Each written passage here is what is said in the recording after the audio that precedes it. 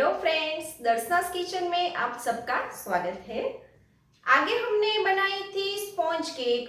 उसके बाद मैंने आपको बताया कि घर पर व्हिपिंग क्रीम कैसे बनाते हैं, जिसकी लिंक मैं नीचे डिस्क्रिप्शन बॉक्स में दे रही हूँ।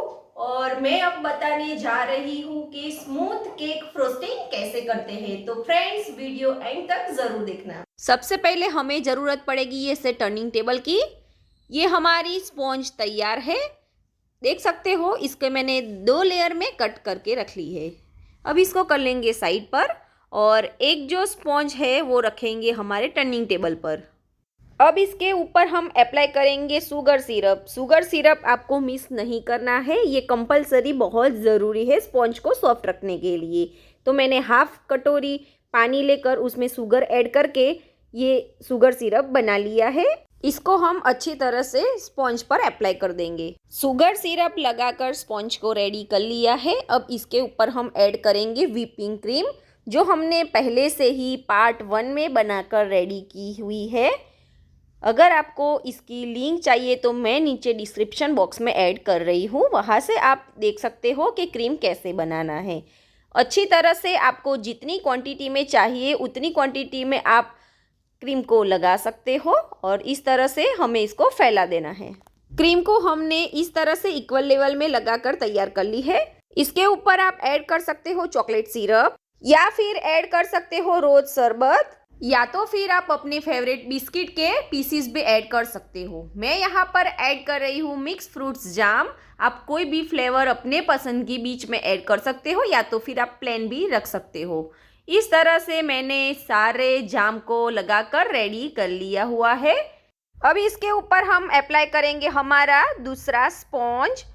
अच्छी तरह से इसको प्रेस कर लेंगे और इसके ऊपर हम लगाएंगे शुगर सिरप। आप शुगर सिरप की जगह ऑरेंज जूस, स्ट्रॉबेरी जूस या तो रसमलाई भी अप्लाई कर सकते हो। अब हम इसके ऊपर लगाएंगे व्हिपिंग क्रीम। थोड़ी सी लेकर ऊपर का लेयर कोट करेंगे और जो एक्स्ट्रा नाइफ पे लगती है उसको आप साइड से भी कवर करते जाए। ये सिर्फ क्रम्बल कोटिंग के लिए करना है, तो बहुत पतला लेयर हमें लगाना है। देख सकते हो, नाइफ को सीधा रख के हमें इस तरह से इक्वल लेयर करना है। ये हमारा क्रम्बल कोटिंग करके तैयार है।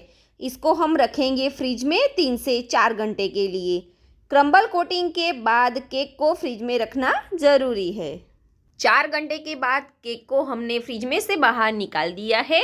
अब इस पर करेंगे क्रीम की फाइनल लेयरिंग। ये जो लेयर है हमें थिक बनाना है। आपको जितनी क्रीम अच्छी लगे उस क्वांटिटी में आप लेयर को थिक कर सकते हो।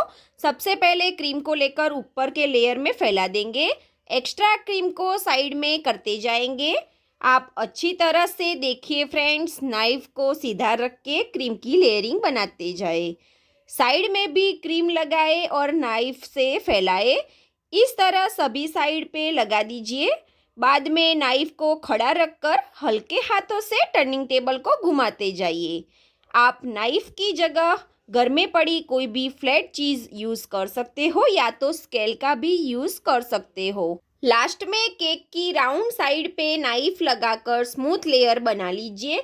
उसके बाद जो ऊपर का एक्स्ट्रा क्रीम लगेगी उसको नाइफ से फैलाते जाए और नाइफ पे जो एक्स्ट्रा बचे उसको वापस क्रीम बाउल में डालते जाए। बस ये देखिए, हमारी स्मूथ केक फ्रोस्टिंग होकर रेडी है। आप भी घर पर प्रैक्टिस करें और केक डेकोरेशन कीजिए। अब केक को डेकोरेशन कैसे करना है उसके लिए मिलते हैं अगली नई रेसिपी में, पार्ट 3 में। वीडियो अच्छी लगी हो तो लाइक शेयर कीजिए, सब्सक्राइब कीजिए। केक और क्रीम बनाना सीखिए घर पर दर्शनास किचन के साथ। चलिए मिलते हैं अगली नई रेसिपी के साथ, तब तक के लिए बाय बाय।